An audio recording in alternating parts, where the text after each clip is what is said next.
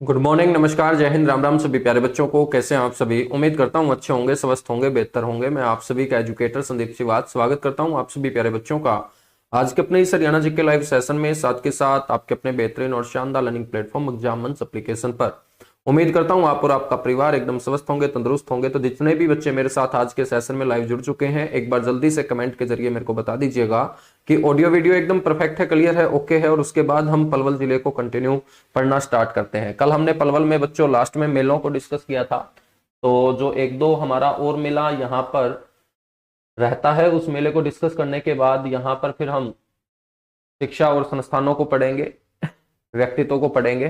तो एक बार सारे के सारे बच्चे मेरे को बता दीजिएगा, राहुल वर्मा, चंदर टोहाना, नेताजी, सपना यादव, करतार सिंह, जितने भी बच्चे जुड़ते जा रहे हैं सभी को राम राम, नमस्कार, जय हिंद। चलेगा, एकदम ओके है, परफेक्ट है, ऑडियो वीडियो क्लियर है, मैं अच्छे से दिखाई दे रहा होगा और मेरे द्वारा लिखे गए अक्षर भी आप लोगों को अच्छे से दिखाई दे रहे होंगे। मेरे बच्चों, दो मेले हम पढ़ चुके थे। बलदेव छठ का मेला मैंने आपको बताया था, पलवल के अंदर ये आयोजित किया जाता है। किताबों के अंदर फरीदाबाद लिखा गया होगा, फरीदाबाद को छोड़ के पलवल आपको ध्यान रखना है। यदि पलवल ऑप्शन में नहीं दिया जाता तो पलवल किससे अलग हुआ है? फरीदाबाद से। तो यदि मैं पलवल की कोई भी बात आपको पलवल में पढ़ा रहा हूं और आप पेपर देने जाते हैं और क्वेश्चन आपसे पूछा जाता है, वहां ऑप्शन में पलवल नहीं दिया जाता, सारी की सारी बातें ट्रांसफर कहां कर दोगे? फरीदाबाद में। क्योंकि पलवल किससे अलग होकर 21वां जिला बना है? फरीदाबाद से अलग होकर 21वां जिला बना है। तो बच्चों, बलराम के आगे जो आता है बल, उसी की याद में आयोजित किया जाता है ये बलदेव छठ का मेला। अगला मेला था बाबा उदासनाथ जी का मेला, जो अलावलपुर गांव में लगता है। इसके अलावा नेक्स्ट जो मेला आपको ध्यान रखना है वो है मेरे बच्चों फूल डोल। कौन सी डोल है ये? फूल डोल।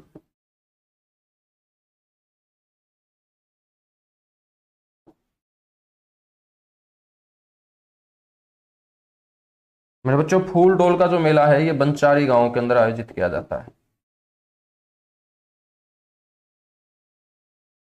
कौन से गांव में? बंचारी गांव में ये आयोजित किया जाता है। और चौथा मेला आपको ध्यान रखना है सती रमनी का मेला।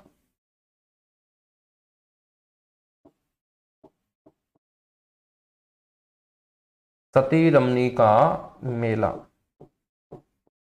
तो मेरे बच्चों, सती रमनी का मेला जो आयोजित होता है वो होडल के अंदर, कहां पर आयोजित होता है? होडल के अंदर आयोजित होता है। मेलों के बाद चर्चा करेंगे शिक्षा और संस्थानों की।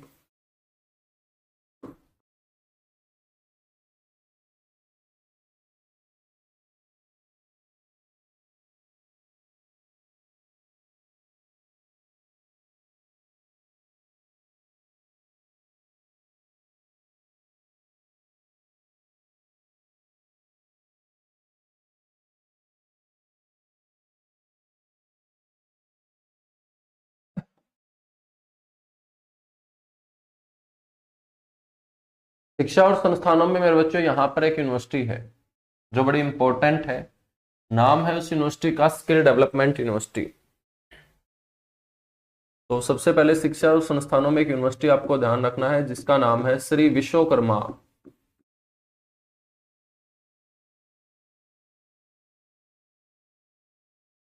स्किल को हम बोलेंगे कौशल, डेवलपमेंट को बोलेंगे विकास,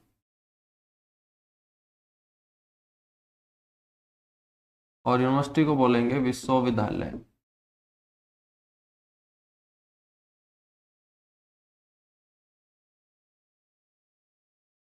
ठीक है, Shri Vishwakarma skill development university कौशल विकास विश्वविद्यालय, ये आपका कौन से गांव में है मेरे बच्चों? दुधौला गांव में। गांव का नाम आपको ध्यान रखना है, जिले का नाम बाद में याद रखें। दुधौला गांव से ही ये यूनिवर्सिटी पूछी जाती है। बच्चों, ये भारत की पहली स्किल डेवलपमेंट यूनिवर्सिटी रही। भारत की ये प्रथम स्किल डेवलपमेंट यूनिवर्सिटी रही है।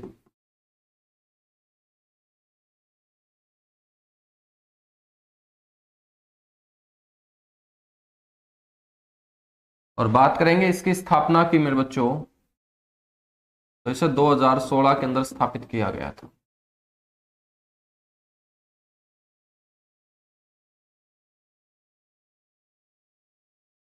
इसकी जो स्थापना है वो कब की गई थी सर? 2016 के अंदर।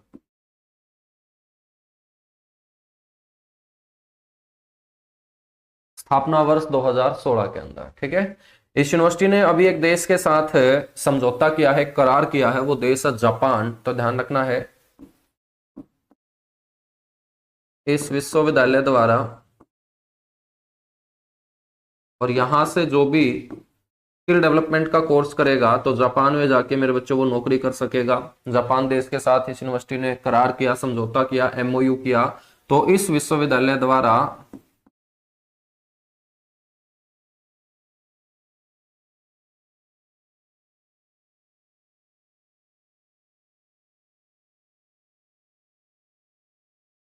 जापान देश से क्या किया है, एक एग्रीमेंट किया है,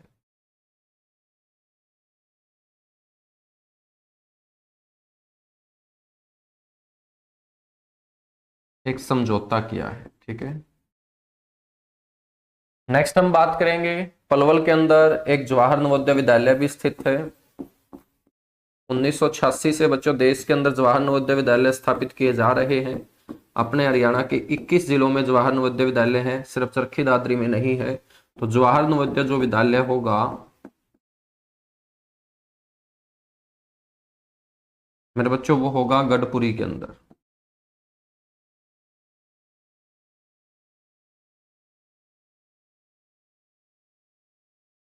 और गढ़पुरी गांव कहाँ है, पलवल के अंदर। गढ़पुरी गांव कहाँ है, पलवल के अंदर है। ठीक है, तो ये शिक्षा और संस्थान आपको ध्यान रखने हैं। शिक्षा और संस्थानों के बाद मेरे बच्चों चर्चा करते हैं यहाँ पर टूरिस्ट कॉम्प्लेक्स की, पर्यटन स्थलों की।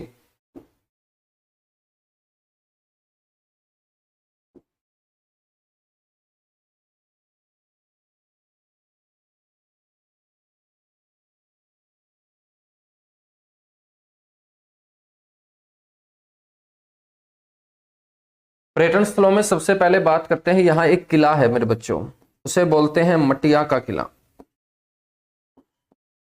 मटिया किला,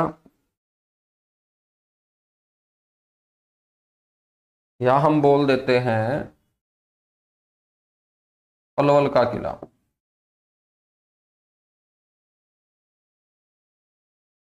मटिया किला या पलवल का किला कहाँ होगा बच्चों, ये पलवल में ही होगा। बड़ा इंपॉर्टेंट है, पेपर में पूछा गया है। लेकिन सबसे इंपॉर्टेंट है, यदि इसका निर्माण पूछ लिया जाए ना कि इसका निर्माण किसके समय किया गया, तो ये बच्चे आंसर नहीं दे पाएंगे। तो ध्यान रखना है, इसका निर्माण शेरशाह सूरी के समय करवाया गया था बच्चों। निर्माण जो है इसका मटिया के किले का, वो किस सूर शासक के समय, शेरशाह सूरी के समय।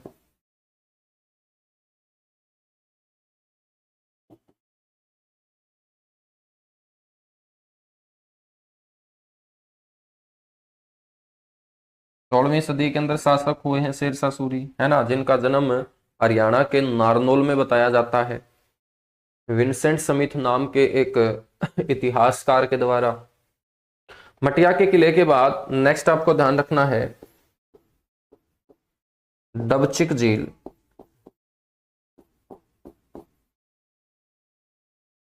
डबचिक झील या डबचिक रिजोर्ट, ठीक है, झील के पास ही एक रिजोर्ट है जिसको हरियाणा टूरिज्म कॉरपोरेशन, हरियाणा पर्यटन निगम चलाता है। और ये आपका पलवल जिले में तो है, लेकिन पलवल के कौन से शहर में है, ये होडल के अंदर है मेरे बच्चों, होडल। और होडल से कौन सा नेशनल हाईवे गुजरता है, NH44। तो NH44 के ऊपर मेरे बच्चों ये डबचिक नाम की झील और रिजोर्ट आता है। ठीक है, और जो भी टूरिस्ट कॉम्प्लेक्स नेशनल हाईवे के ऊपर स्थित होंगे उसको हम हाईवे टूरिज्म बोलते हैं, राजमार्ग पर्यटन उसे बोलते हैं। तो ये राजमार्ग पर्यटन के अंतर्गत आती है झील जिसका नाम है डबचिक झील। क्या है, डबचिक झील है। प्रियंका शर्मा, मेरे बच्चों देखिएगा वहां पर 2 PDF है, एक PDF जो है उसका प्रिंट निकलेगा, एक PDF जो है उसको तुम पढ़ सकते हो। ठीक है, एक PDF का प्रिंट निकलेगा, एक PDF को तुम पढ़ सकते हो, इसीलिए मैंने वहां पे 2 PDF डाल रखी हैं। कितनी PDF डाल रखी है, 2 PDF। और दूसरी PDF का भी प्रिंट मैं दे दूंगा, लेकिन थोड़ा सा तुम सिलेबस को आगे बढ़ने दो बस। ठीक है, सिलेबस को आगे बढ़ने दो।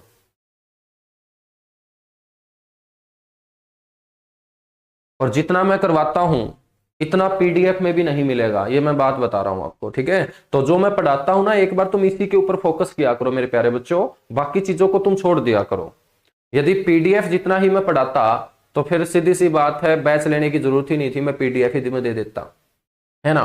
तो मैं पीडीएफ से बहुत ऊपर तुम्हें पढ़ाऊंगा। पीडीएफ जो है उन आलसी बच्चों के लिए है या उन मजबूरी वाले बच्चों के लिए है जो नोट्स नहीं बना सकते हैं। मतलब कोई सरकारी नौकरी लगा हुआ है कांस्टेबल के अंदर, वो अच्छे पेपर की तैयारी कर रहा है मेरे साथ, तो उस बेचारे के पास नोट्स बनाने का टाइम नहीं होगा, ठीक है। बहुत सारे ऐसे हैं जो राजस्थान में टीचर लगे हुए हैं, वो हरियाणा में टीचर लगना चाहते हैं, टीजीटी के लिए उन्होंने बैच ले रखा होगा, तो वो नौकरी पे जाते हैं तो उनके पास नोट्स बनाने का टाइम नहीं होगा। लेकिन ऐसे बच्चे भी नोट्स मांगते हैं मेरे से, जो सारा दिन सिर्फ घर में कोई उनको काम नहीं है, घर वाले उनसे कोई काम नहीं करवाते हैं, ठीक है। लाइब्रेरी में वो बैठे रहते हैं लेकिन फिर भी वो आलसी बने बैठे हैं। तो कम से कम तुम तो नोट्स बनाया करो, ठीक है। नोट्स बनाने का मतलब क्या है, जितना तुम अपने हाथों से लिखोगे ना उतने ही ये हाथ तुम्हारा पेपर में साथ देंगे, और यदि इन हाथों से तुम लिखोगे नहीं कुछ तो पेपर में ये बच्चों आपका साथ नहीं देंगे, फिर तुम क्वेश्चन गलत करके आओगे।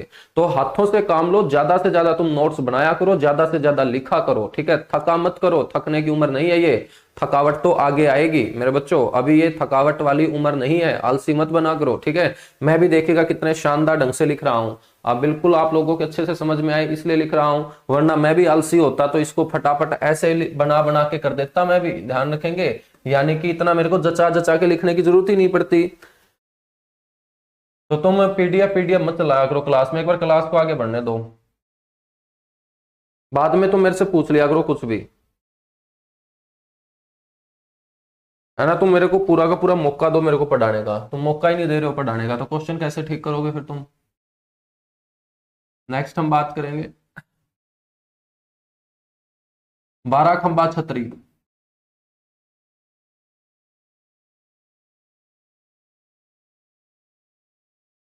12 खंबा छतरी, 12 खंबा जो छतरी है मेरे बच्चों, ये होडल के अंदर है। और मैं तुम बारी बातों का बुरा नहीं मानता, कहीं तुम्हें लगे कि मैं गुस्सा हूं, गुस्सा बिल्कुल भी नहीं हूं, लेकिन मैं तुम लोगों को थोड़ा सा, जो तुम मेहनती बच्चे हो ना, बस उस मेहनत का मैं तुम्हें आउटपुट दिलवाना चाहता हूं।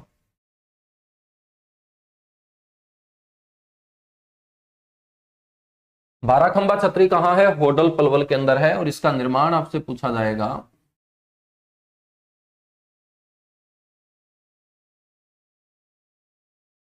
इसका निर्माण मेरे बच्चों कांसीराम सोरोत के द्वारा करवाया गया था।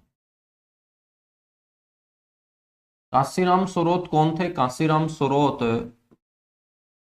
भरतपुर राजस्थान के शासक रहे, सूरजमल के ससुर थे मेरे बच्चों, और उन्होंने ही अपने बेटे की याद में, अपने बेटे की याद में, इनका बेटा मारा जाता है दिल्ली के अंदर एक लड़ाई में, तो उनकी याद में इन्होंने यहाँ पर एक छतरी बनवाई, क्योंकि छतरी जो होती है हमेशा वो याद में ही होती है, ठीक है। किसी शमशान घाट साइड यदि आप जाते हो, वहां पे बहुत सारी छतरी बनी होंगी, तो छतरी का मतलब याद में ही होता है।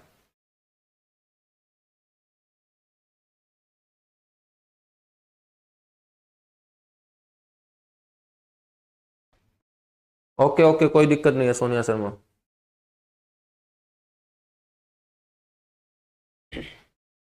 12 खंबा छतरी के बाद नेक्स्ट है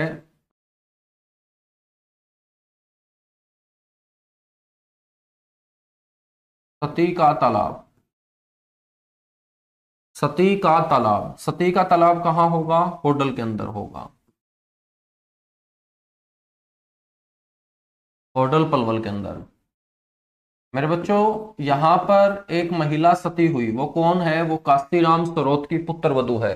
काशीराम सरोत का बेटा जब एक लड़ाई के अंदर मारा जाता है तो ये दुख उसकी पत्नी सहन नहीं कर पाती है, और वो अपने पति के साथ ही यहाँ पर क्या हो जाती है, सती हो जाती है। तो काशीराम सरोत ने यहाँ पर एक तालाब खुदवाया, उसी का नाम रख दिया सती का तालाब, क्योंकि जहां पर वो सती हुई थी बच्चों वहीं पर एक तालाब है। तो ये जो है सती, ये काशीराम सरोत की क्या थी, पुत्र वधू थी, जो अपने पति की याद में उनकी मृत्यु हो जाने के बाद क्या हुई थी, सती हुई थी। उसके बाद हम बात करेंगे किशोरी स्मारक। किशोरी, अब स्मारक भी कब बनते हैं, याद में बनते हैं, जब कोई चला जाता है इस दुनिया को छोड़ के तो उसका स्मारक ही बनता है। किशोरी स्मारक भी कहाँ है मेरे बच्चों? होडल के अंदर है। अब ये किशोरी कौन थी? ये काशीराम सरोत की बेटी थी। अब बेटी थी काशीराम सरोत की, लेकिन ये पत्नी थी भरतपुर के जाट शासक सूरजमल की। और उसी भरतपुर के जाट शासक सूरजमल के द्वारा अपनी पत्नी की याद में होडल के अंदर एक स्मारक बनवाया और उसका नाम किशोरी के नाम पर रखा, जिसे आज हम किशोरी स्मारक बोलते हैं। तो निर्माण जो करवाया है वो भरतपुर, राजस्थान के जाट शासक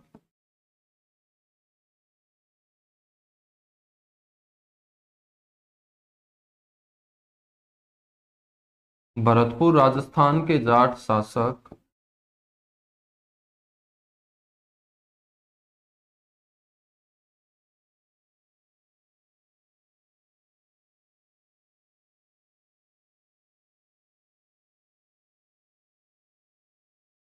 सूरजमल द्वारा, ये सूरजमल की पत्नी थी मेरे बच्चों, ठीक है। ये किशोरी स्मारक।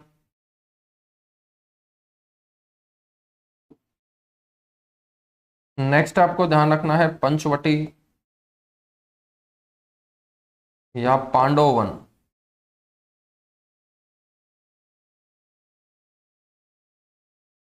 पंचवटी या पांडव वन मेरे बच्चों ये है पलवल के अंदर।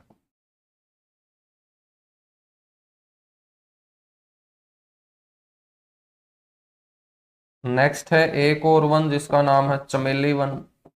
देखो ऐसे ऐसे वन तुमने सुने हैं? कभी नहीं सुने होगे ना, अभी तक पेपर में छपेंगे ये।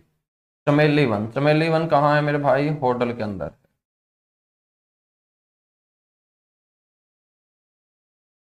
होटल पलवल के अंदर है,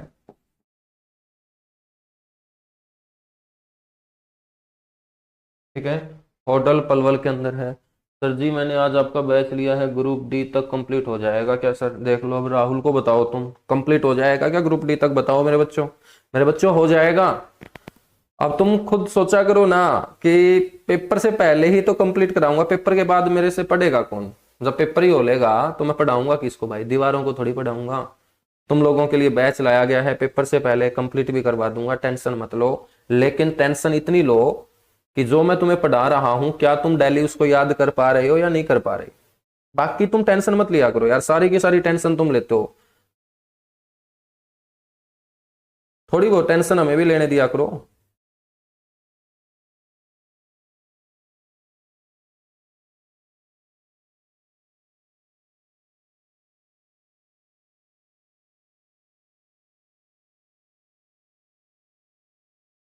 ठीक है, तो थोड़ी बहुत टेंशन हमें भी लेने दिया करो। सारी की सारी टेंशन तुम ना लिया करो। अब मेरे को जल्दी से बता दो ये चमेली वन किसको समर्पित है? फटाफट फटाफट आंसर दो जितने भी बच्चे जुड़े हुए हैं। बहुत बढ़िया भाई, बहुत बढ़िया।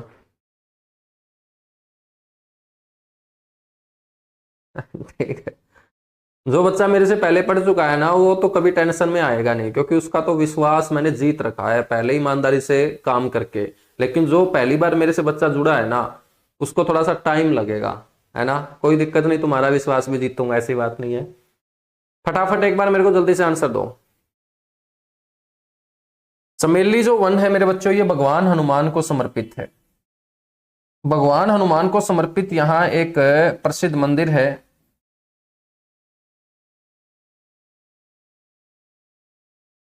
भगवान हनुमान को समर्पित यहाँ क्या है? एक मंदिर है। और इसी मंदिर के आसपास बहुत सारे पक्षी आप लोगों को देखने को मिलेंगे। जब भी आप यहाँ जाओगे ना आपको बहुत सारे पक्षी नजर आएंगे, पक्षियों का जमावड़ा नजर आएगा। तो मेरे बच्चों इसको बर्ड वाचिंग मंदिर भी बोलते हैं। और ये देखिएगा कोई घर से बनाए हुए क्वेश्चन नहीं है, ये हरियाणा सरकार ने पलवल के बारे में जो डिटेल डाल रखी है वहां पर मेरे बच्चों बताया गया है कि समेली का नाम है बर्ड वाचिंग मंदिर।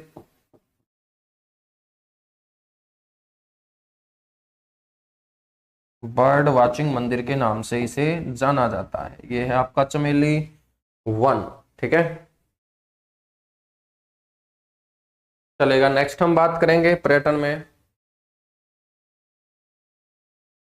यहां पर है मेरे बच्चों जल महल। अब तुमने जल महल कहाँ पढ़ा था? सिर्फ सर हमने जल महल पढ़ा था सिर्फ नारनौल में, लेकिन मेरे बच्चों एक जल महल तुम्हें पता होना चाहिए पलवल में भी है। तो यदि आपसे पूछा जाए जल महल कहाँ स्थित है और ऑप्शन में नारनौल ना हो, तब आपको आंसर देना है पलवल। जब ऑप्शन में पलवल भी हो और नारनौल भी हो तो मेरे बच्चों दोनों जल महल का कंपैरिजन होगा, और दोनों जल महल में सबसे इंपॉर्टेंट कौन सा होगा? जो शाह कुली खान ने बनवाया था नारनौल के अंदर जल महल, वो सबसे इंपॉर्टेंट होगा। लेकिन यदि नारनौल ऑप्शन में नहीं दिया जाता तो जल महल कहां बोलोगे तुम? पलवल में बोलोगे। नेक्स्ट आ जाओ तुम, प्राचीन गुबंद। ये तो पेपर में पूछा जा चुका है।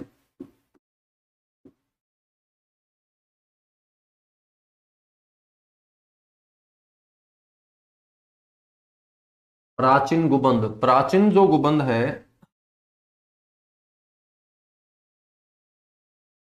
मेरे बच्चों, ये आपका कहाँ है? ये भी आपका पलवल में, ये भी आपसे पेपर में पूछा जा चुका है।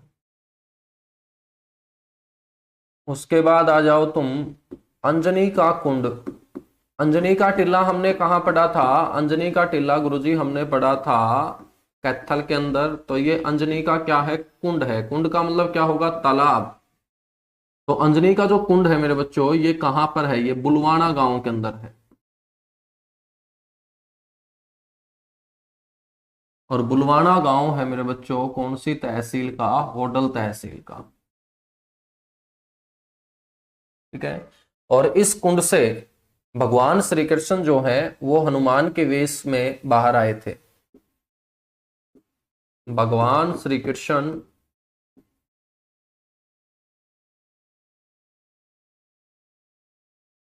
हनुमान जी के वेश में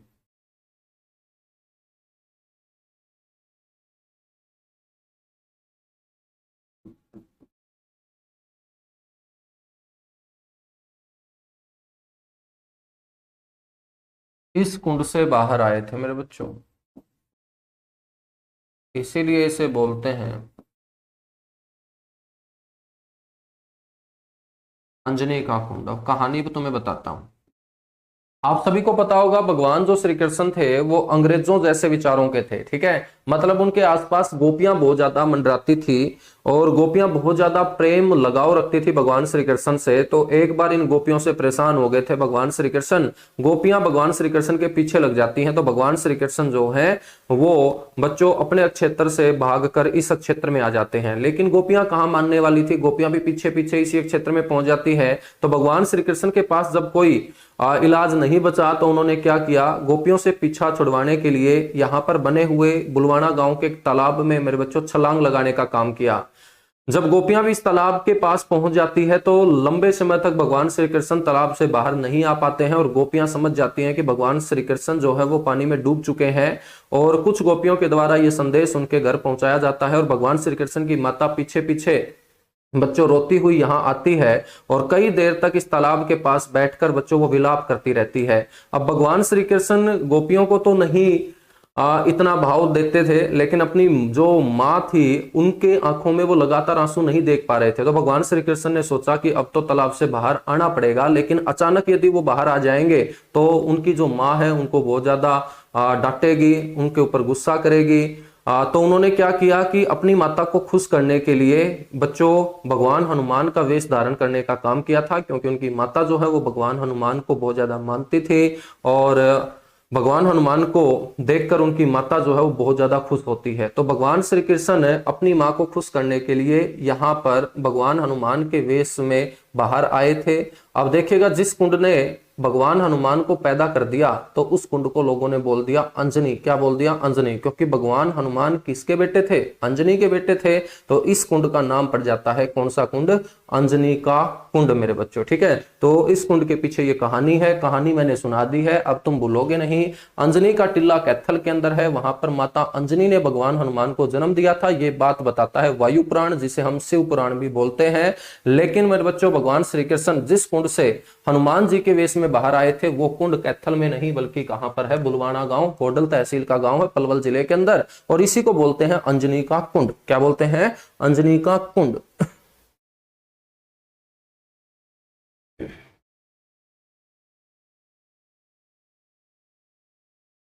बहुत अच्छे, बहुत अच्छे, समझ जाओगे ना अब तो, तुम नहीं भूलोगे। चलो फिर अंजनी के कुंड के बाद हम आगे बढ़ेंगे।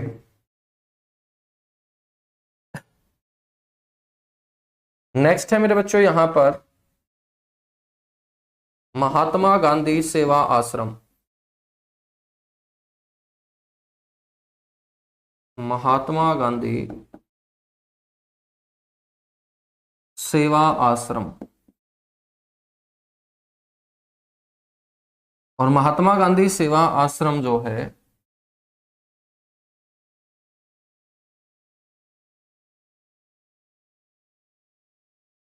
ये आपका पलवल में है। यदि हम बात करें इस आश्रम की स्थापना की, तो स्थापना बड़ी इंपॉर्टेंट है। स्थापना मेरे बच्चों 1938 में की गई थी। बात करें इसके उद्घाटन की, तो उद्घाटन के लिए किसको बुलाया गया था? उद्घाटन के लिए बुलाया गया था नेताजी सुभाष चंद्र बोस को। 1938 में नेताजी सुभाष चंद्र बोस ने इस गांधी सेवा आश्रम का क्या किया था? उद्घाटन।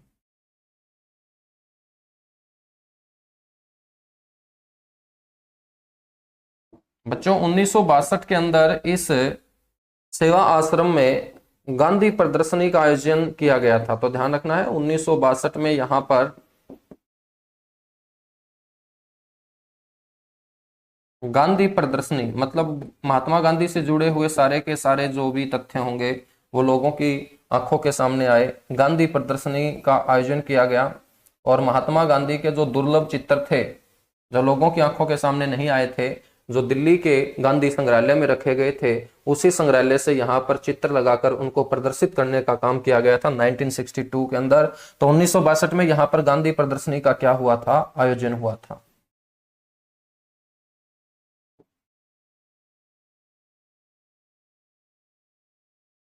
ठीक है बच्चों, तो ये सारे के सारे जो होंगे यहाँ के क्या होंगे? पर्यटन स्थल होंगे।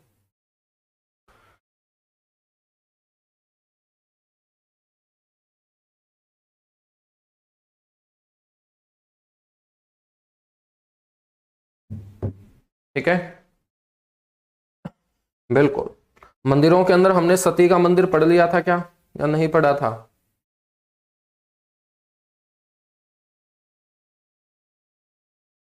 सती का मंदिर नहीं पढ़ा था, तो यहां पर दोबारा पर्यटन में लिखवा देता हूं सती मंदिर। पर्यटन में मंदिर भी आते हैं, ध्यान रखेंगे ना, क्योंकि जहां पर भी लोग जाते हैं उसी को पर्यटन स्थल बोलते हैं। तो मंदिर वाले जो होंगे वो धार्मिक पर्यटन स्थल कहलाते हैं। सती मंदिर होडल।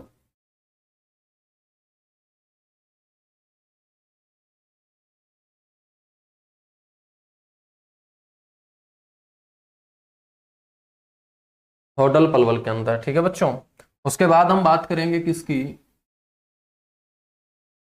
सर उसके बाद हम बात करेंगे व्यक्तित्व की। कौन कौन महान व्यक्तित्व यहां से आते हैं?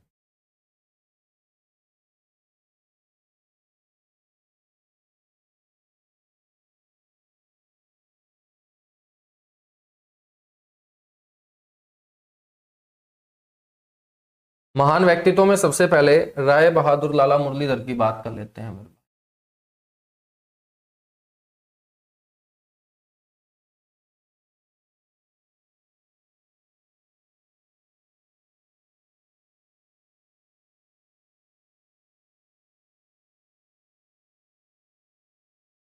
लाला मुरलीधर प्रसिद्ध स्वतंत्रता सेनानी हुए हैं बच्चों, फ्रीडम फाइटर हुए हैं।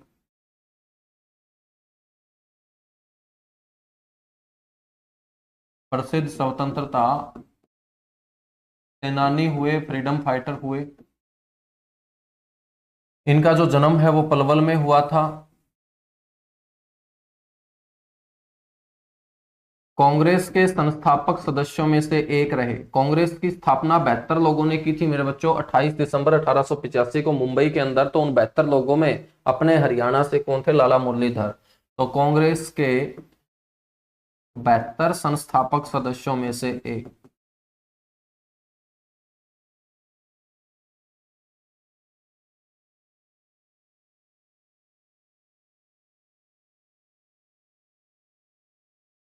में से ये क्या थे?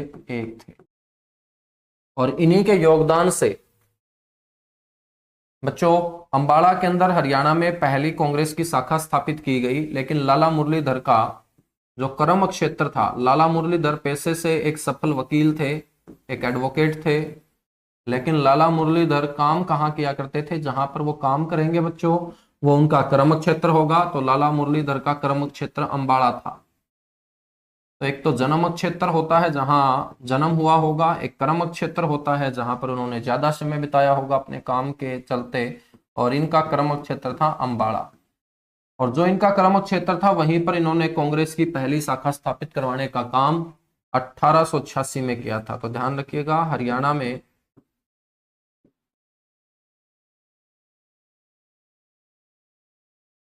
कांग्रेस की हरियाणा में कांग्रेस की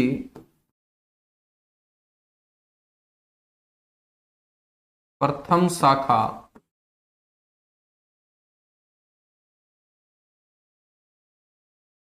1886 में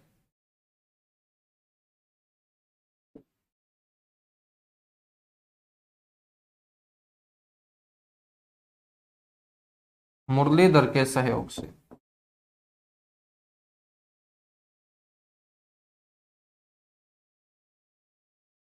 मेरे बच्चों क्या की गई थी? स्थापित की गई थी। बात करते हैं 1898 की। 1898 में अंग्रेजों ने राय बहादुर की उपाधि से इनको सम्मानित करने का काम किया था। राय बहादुर की उपाधि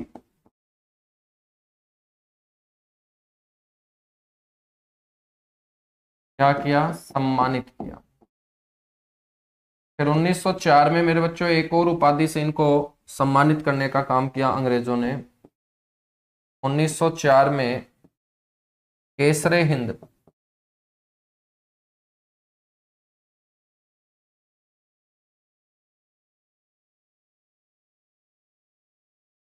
केसर ए हिंद की उपाधि अंग्रेजों के द्वारा दी गई।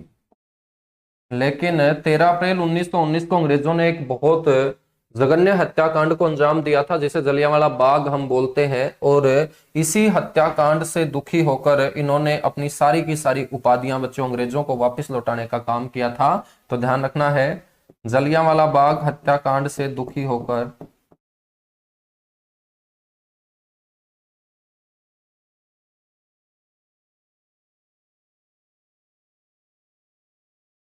जलियांवाला बाग हत्याकांड से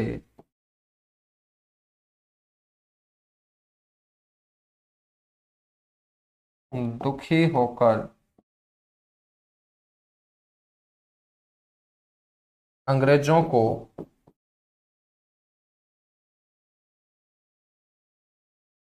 सारी उपाधियां जो थी बच्चों वो वापस लौटाने वाले व्यक्ति कौन थे?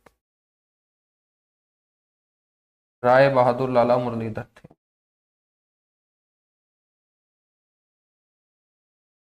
इन्हें grand old man of Punjab के नाम से जाना जाता था। ये बड़ा इंपॉर्टेंट क्वेश्चन है। ग्रैंड ओल्ड मैन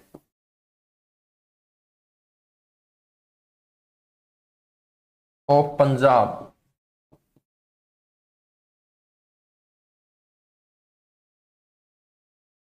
नाम से ये क्या थे? प्रसिद्ध थे। मतलब पूरे पंजाब के अंदर यदि हम प्रसिद्धि की बात करें तो जितने भी उम्रदराज लोग थे उनमें सबसे उम्रदराज एक्सपीरियंस वाले यही थे। इनको grand old man of Punjab के नाम से लोग जानते थे। बच्चों हरियाणा के प्रथम पुरुष जेल सत्याग्रही भी यही हैं। सत्याग्रह के रास्ते पे चलते हुए जिनको जेल जाना पड़ा हो वो राय बहादुर लाला मुरलीधर हैं। तो हरियाणा से प्रथम पुरुष महिला सत्याग्रही चांदबाई है सिरसा से, जो मैंने बताया था। हरियाणा से प्रथम पुरुष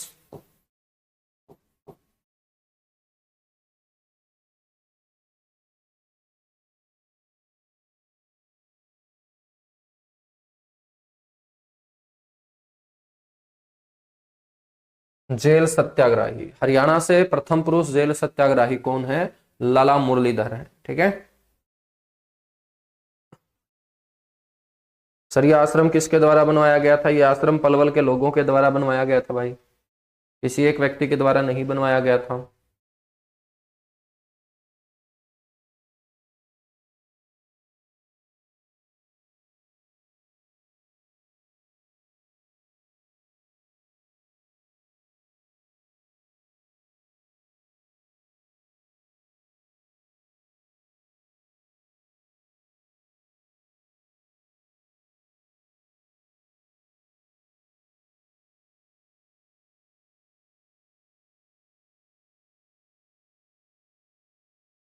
चलेगा। महान व्यक्तित्व में लाला मुरलीधर के बाद,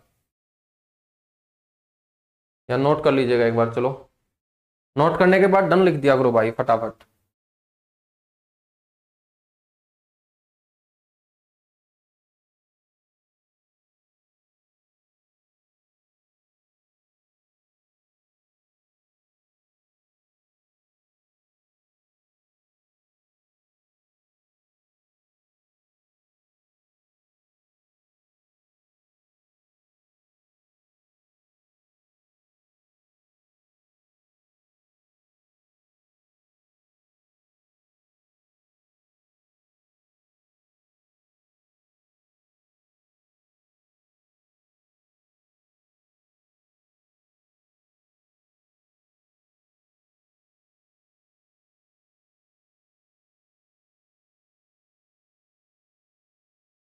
चलेगा, डन हो चुका है, बहुत अच्छे।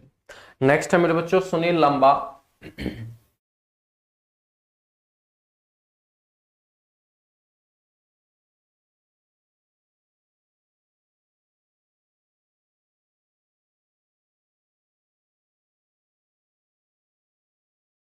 नेक्स्ट है सुनील लंबा। सुनील लंबा आप सभी जानते होंगे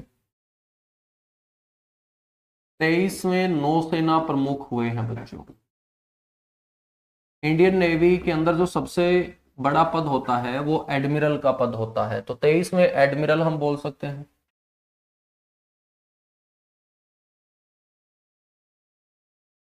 ठीक है, ये भी पलवल के रहने वाले। 23वें नौसेना प्रमुख सुनील लंबा का जन्म कहाँ हुआ है? पलवल के अंदर। नेक्स्ट है सुधीर चौधरी। सुधीर चौधरी का नाम आप लोग जानते होंगे मेरे भाई। सुधीर चौधरी कौन है? प्रसिद्ध पत्रकार हैं। आज तक के ऊपर आपको आजकल दिखाई देंगे, पहले जी न्यूज के ऊपर दिखाई देते थे।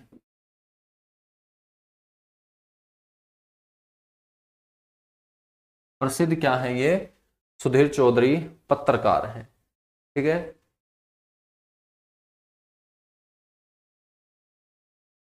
नेक्स्ट है हरसुख राय।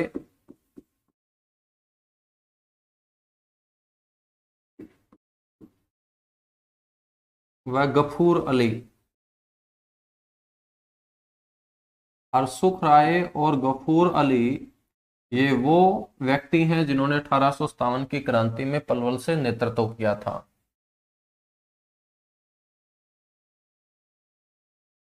तो फ्रीडम फाइटर बोल सकते हैं।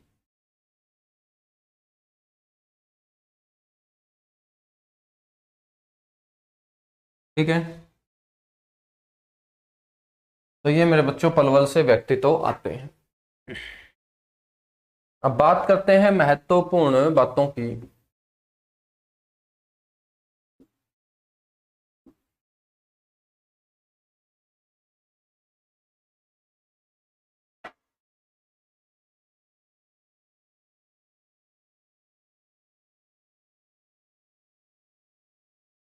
और महत्वपूर्ण तथ्य के साथ हो जाएगा पलवल कंप्लीट, और फिर 22वां डिस्ट्रिक्ट हम पढ़ेंगे, उसके बाद मिसलेनियस पार्ट हम स्टार्ट करेंगे। ठीक है। और सिलेबस कैसे कंप्लीट होगा वो तुम मेरे ऊपर छोड़ दीजिएगा। अब आगे हम एक सेशन किया करेंगे लाइव, और एक सेशन यानी कि शाम को मैं आपको एक पार्ट की रिकॉर्डेड वीडियो डाला करूंगा, मतलब हिस्ट्री या पॉलिटी या ज्योग्राफी, ठीक है, इन 3 पार्ट में से। क्योंकि यदि पेपर हो जाता है आपका मार्च के अंदर या अप्रैल के अंदर, कुछ ऐसे बच्चे होंगे जो डरे रहते हैं, जिनको विश्वास नहीं होता है ना, तो उनको सिर्फ सिलेबस सिलेबस दिखता है। मेरे पास डेली 2-3 फोन भी आते रहते हैं कि सर थोड़ा सा रफ्तार बढ़ाओ, सिलेबस नहीं होगा, ये नहीं होगा, वो नहीं होगा। यानी कि वो बच्चे हैं सिर्फ जो विश्वास ही नहीं रखते हैं टीचर के ऊपर, ठीक है। कहने का मतलब भाई हम भी तो सिलेबस पूरा करवाने के लिए पढ़ा रहे हैं, ठीक है। तो पेपर से पहले ही पूरा करवाऊंगा, पेपर के बाद मेरे से पढ़ेगा कौन। तो इससे पहले जो बैचेज आए हैं या उससे पहले जो बैचेज आए हैं, पेपर के अकॉर्डिंग ही मैं बैच लेके आता हूं। तुम्हें तो ये भी नहीं पता होगा कि ग्रुप डी का पेपर कब होगा, तुम तो सिर्फ एक न्यूज़पेपर की कटिंग के अनुसार चलते होंगे, है ना। आपको तो ये भी नहीं पता होगा मेन का पेपर कब होगा, तुम तो सिर्फ एक अखबार आता है उस अखबार की कटिंग पढ़ते हो और सुबह से मैसेज करना स्टार्ट कर देते हो। 2024 के अंदर फाइनल कट ऑफ लगेंगी, जो भी पेपर 2023 में होगा, ये ध्यान रख लेना। 2023 में आपको नौकरी सरकार नहीं देगी, 2023 में तो पेपर लेगी। 24 में ज्वाइनिंग आएगी आप लोगों की, और वो भी ज्वाइनिंग आएगी आपकी मेरे बच्चों अप्रैल मई जून में जाके, ध्यान रखेंगे। क्योंकि अक्टूबर में इलेक्शन होंगे हरियाणा के अंदर 2024 के अंदर, समझ में आई बात। तो सारी की सारी भर्तियां इलेक्शन के ऊपर है। तुम लोग गुणगान कब करोगे, जब 2024 में रिजल्ट होगा तो 2024 में गुणगान करोगे। 2023 में नौकरी दे देगी सरकार तो तुम सरकार को भूल जाओगे, और सरकार बिल्कुल नहीं चाहती है कि वो उनको तुम भूल जाओ, ठीक है। वो तो गुणगान करवाना चाहेगी आपका, क्योंकि तुमसे वोट लेना है। तुम सरकार के बहुत बड़े वोट बैंक हो। आपके गांव में यदि आपकी नौकरी लगेगी तो मान के चलिएगा आसपास के 300-400 वोट अपने आप जाएंगे मेरे बच्चों सरकार की झोली में। क्यों? क्योंकि आप 400-500 लोगों के बीच एक उदाहरण बनोगे कि इस गरीब घर के बच्चे को नौकरी दी है सरकार ने। समझ में आई बात। तो सरकार की चाल को समझो तुम, अभी इतनी टेंशन मत लिया करो तुम। Grand old man of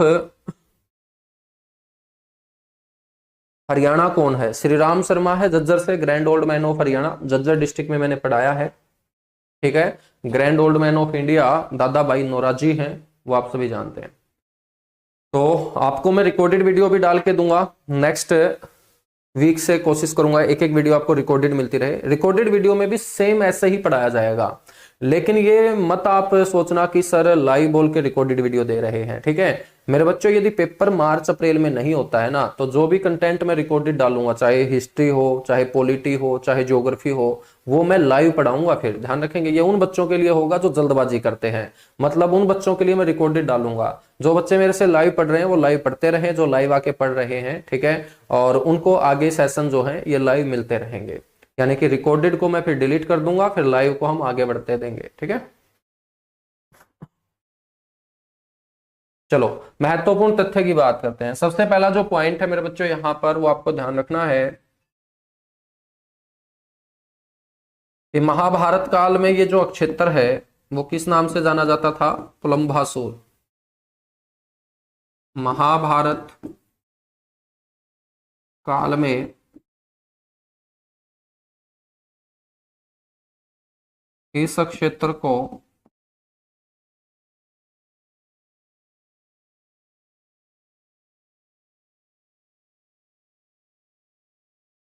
Mahabharat काल में इस क्षेत्र को पुलंभासुर के नाम से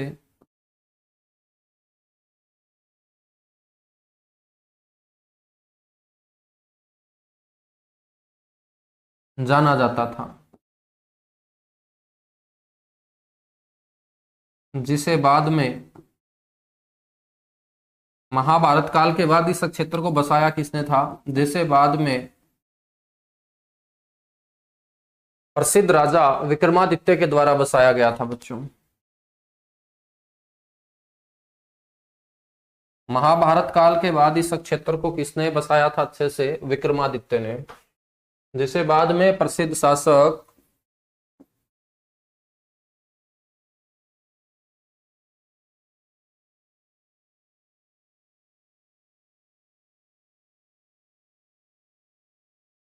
विक्रमादित्य द्वारा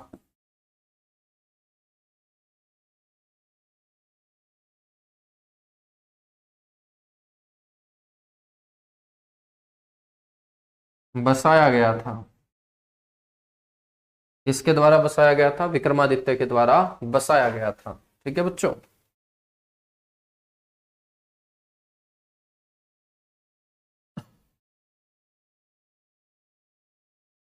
ध्यान रखना है बच्चों,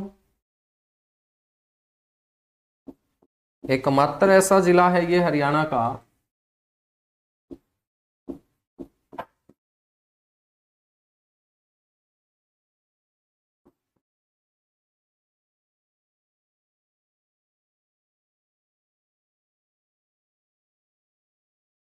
जिसकी सीमा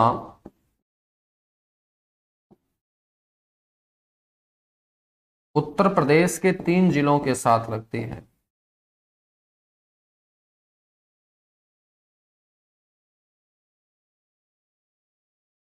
उत्तर प्रदेश के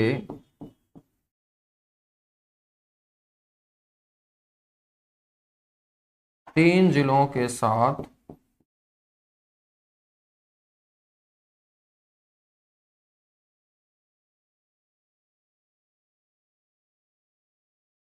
लगती है। ठीक है, ये 3 जिले कौन से हैं? इन 3 जिलों की यदि हम चर्चा करें तो इसमें एक जिला है गौतम बुद्ध नगर। नोएडा आप लोगों ने सुना होगा, तो नोएडा जिला नहीं है, नोएडा तो शहर है। वो कौन से जिले के अंतर्गत आता है? गौतम बुद्ध नगर के अंतर्गत आता है। प्लस में है मेरे बच्चों अलीगढ़, उत्तर प्रदेश का जिला अलीगढ़, और एक है मथुरा।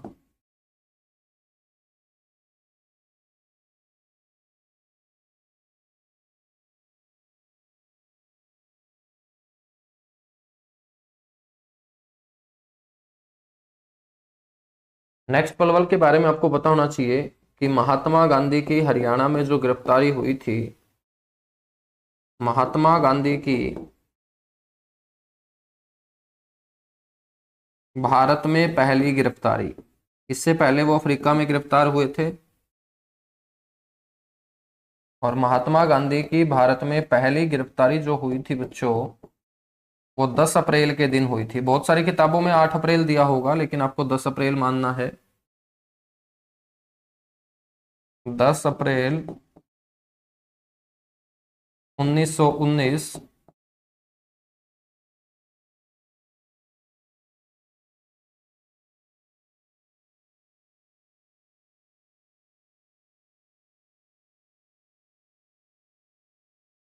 पलवल रेलवे स्टेशन से हुई थी बच्चों। महात्मा गांधी जा रहे थे पंजाब, तो 13 अप्रैल 1919 को जलियांवाला बाग के अंदर एक बहुत बड़ी जनसभा का आयोजन किया जा रहा था। उसी जनसभा को संबोधित करने के लिए महात्मा गांधी जा रहे थे। जब इस बात का पता अंग्रेजों को चलता है तो अंग्रेज समझ जाते हैं कि यदि महात्मा गांधी पंजाब के उस बाग में लोगों को संबोधित करने के लिए पहुंच जाएंगे, तो जो हमने सोच रखा है कि बैसाखी के दिन 1919 में जो उस बाग के अंदर भीड़ इकट्ठा होगी, उसके साथ हमें क्या अंजाम करना है, वो हम अंजाम महात्मा गांधी की आंखों के सामने नहीं दे पाएंगे। तो महात्मा गांधी को वापस भेजना बहुत जरूरी है। तो महात्मा गांधी जिस ट्रेन में बैठ के आ रहे थे, उस ट्रेन को अंग्रेजों के द्वारा पलवल रेलवे स्टेशन पर रुकवा लिया जाता है और महात्मा गांधी को नीचे उतार लिया जाता है, और महात्मा गांधी को नीचे उतार के मुंबई की तरफ जाने वाली ट्रेन में वापस बैठा दिया जाता है। इसी को महात्मा गांधी की गिरफ्तारी के रूप में आप पढ़ते हो, जो 10 अप्रैल 1919 को पलवल रेलवे स्टेशन से हुई थी। और जब इनको पंजाब जाने से रोक दिया जाता है, तो मेरे बच्चों 10 अप्रैल के बाद बैसाखी के दिन 13 अप्रैल को इस जघन्य हत्याकांड को अंजाम देने का काम जनरल डायर के द्वारा किया जाता है। ठीक है, तो ये इसके पीछे कहानी है कि क्यों महात्मा गांधी को पलवल रेलवे स्टेशन पर उतार लिया गया था अंग्रेजों के द्वारा।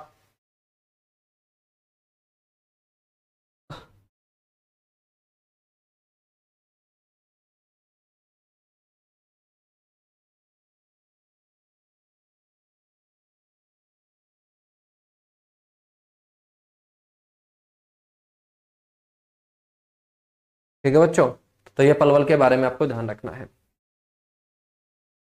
हरियाणा में पलवल किसके लिए प्रसिद्ध है? कपास के व्यापार के लिए,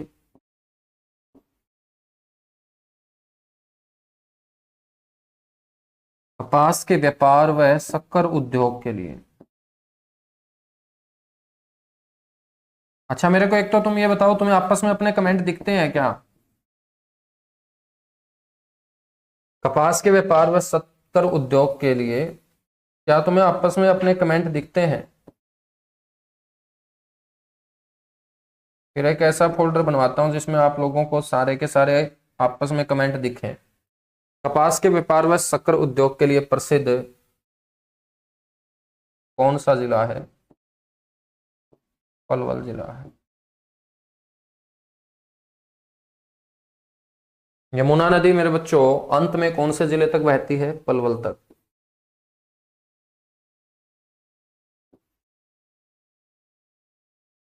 यमुना नदी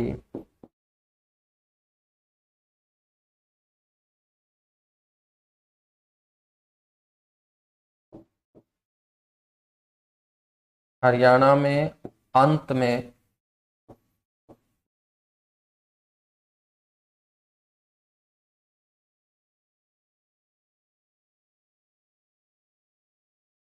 हसनपुर गांव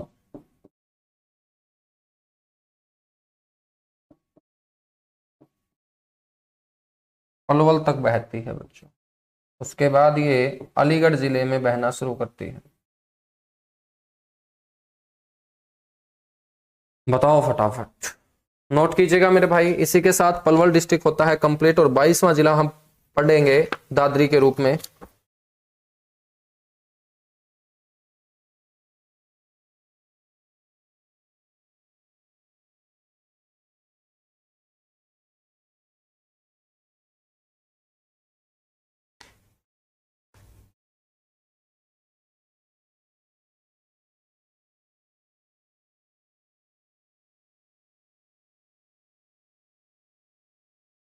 अच्छा नहीं दिखते हैं, नहीं दिखते हैं, चलिएगा खुद के कमेंट ही दिखते हैं।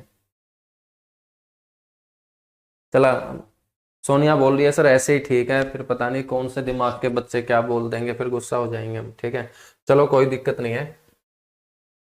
अब होडल के अंदर एक शहर है। होडल खुद भी एक शहर है, तो होडल का पुराना नाम पेपर में पूछ लिया जाता है। तो दो तीन क्वेश्चन और यहां से पढ़ा देता हूं, फिर ये अपना डिस्ट्रिक्ट कंप्लीट हो जाएगा। होडल का पुराना नाम आसान सा है, तुम लोग बता दोगे। होडल।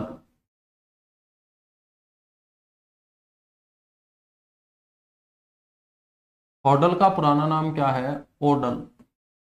और इसका नाम ओडल क्यों पड़ा? क्योंकि यहां पर कौन सी जाति निवास करती थी? ओड जाति।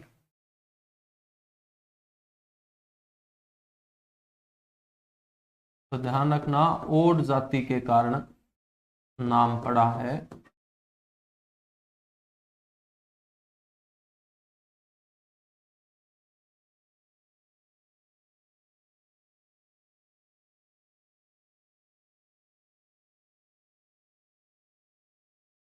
एक शहर है मेरे बच्चों, अथीन।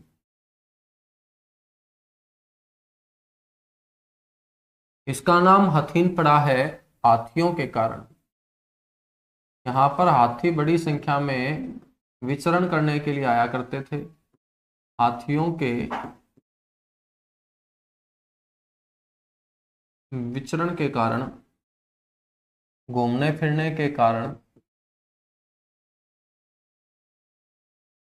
बच्चों इसका नाम जो है वो हथीन पड़ जाता है। हथीन के पास एक जगह है ओथा।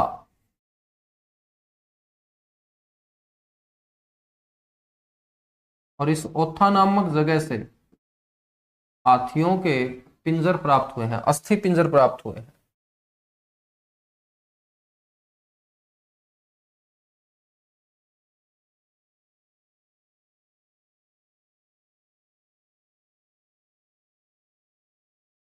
बड़ी संख्या में क्या प्राप्त हुए? हाथियों के कंकाल प्राप्त हुए। अस्थि पिंजर बोल सकते हैं या हाथियों के कंकाल बोल सकते हैं। इस जगह का नाम याद रख लेना, ओथा। पेपर में पूछा जाएगा कि ये हाथियों के कंकाल कहाँ से प्राप्त हुए।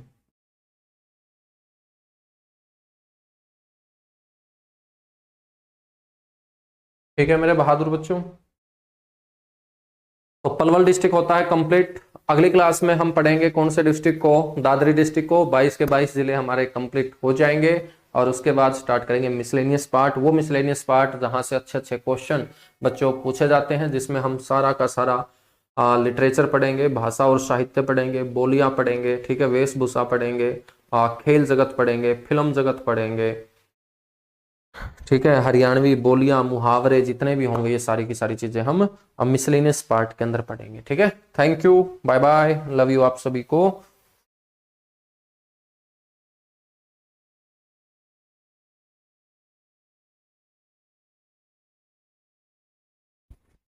बिल्कुल बिल्कुल चलिएगा। ठीक है, ओके।